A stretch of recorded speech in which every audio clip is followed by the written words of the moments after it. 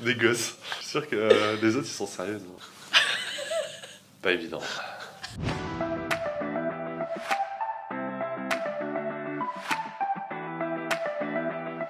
Pour moi, effectivement, un CV n'est pas forcément très parlant. Donc on se rencontre ici à l'agence. Si le candidat peut pas venir à l'agence, moi je peux me déplacer. On peut faire ça autour d'un café, autour d'un déjeuner. C'est basé sur un échange. L'intérêt pour moi, c'est de comprendre qu'est-ce que la personne a fait, qu'est-ce que la personne cherche aujourd'hui, à avoir d'autres perspectives d'évolution, pourquoi pas, changer d'entreprise. Ça, c'est important pour moi de le comprendre.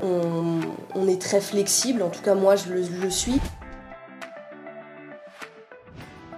Le processus de recrutement est relativement court. Enfin, d'abord, je vois un CV qui est parlant ou en tout cas qui suscite mon intérêt. J'appelle la personne. Soit j'envoie un test technique pour évaluer les compétences, soit je convie directement la personne en entretien. Je vois moi la personne en premier et ensuite c'est un directeur d'agence qui la voit ou alors un consultant technique. En tout cas, j'essaye de convier les candidats en une journée. Enfin, ça prend maximum une semaine ou même des fois moins. On peut faire une proposition. Alors, dans le cadre de sa première journée, lorsque le consultant arrive, on va toujours démarrer par un petit déjeuner, histoire de faire connaissance, qu'il apprenne à rencontrer tous les membres de l'équipe. Ensuite, la personne rencontre spécifiquement la direction des ressources humaines, le commerce, le pôle administratif, le pôle marketing. L'objectif est de lui expliquer un petit peu nos process de fonctionnement interne. Nous faisons aussi le point sur toute la partie mission, l'objectif étant toujours d'identifier quelles sont les missions qui peuvent convenir au mieux aux collaborateurs, suivant ses appétences, ses compétences, ceux qui le motivent. On va dire, ouais, c'est... Oui, un petit peu. Donc en général, il y a un temps de formation qui est accordé, que ce soit pour un collaborateur senior ou junior, et surtout junior bien sûr. Il y a autant de formations techniques qui sont vraiment adaptées aux besoins de faire monter en compétence les collaborateurs sur les solutions que nous on intègre chez nos clients. Et il y a aussi du développement personnel, de la gestion de projet.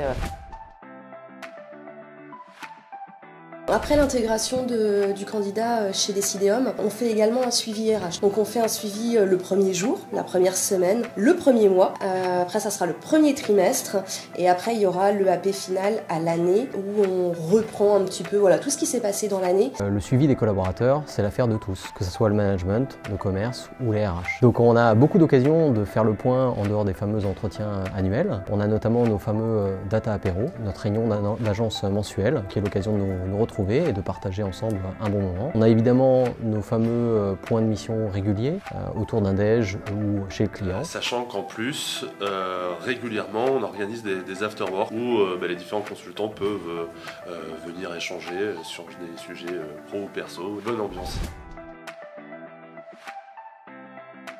Donc la valeur essentielle pour Decideum, quand on recrute un consultant, ça va être l'humain. On est là pour faire grandir les gens, à la fois sur l'aspect humain, donc les relations entre collaborateurs, et à la fois en termes de technologie. On est là pour apporter des projets innovants à nos clients, ce qui veut dire aussi des projets intéressants pour nos consultants. On a les compétences et la capacité de les faire monter en compétences, à la fois de passer du simple consultant à du chef de projet, passer de technologies, je dirais, relativement facile d'accès à des technologies et des projets complexes qu'on peut attendre d'une entreprise, c'est de pouvoir grandir sur ces aspects-là. Là, mais moi je me méfie parce qu'après il fait des making-of de ouf. Regarde, tu vois la main là, ça fait un peu genre à la cool. Passionnés de data, rejoignez-nous.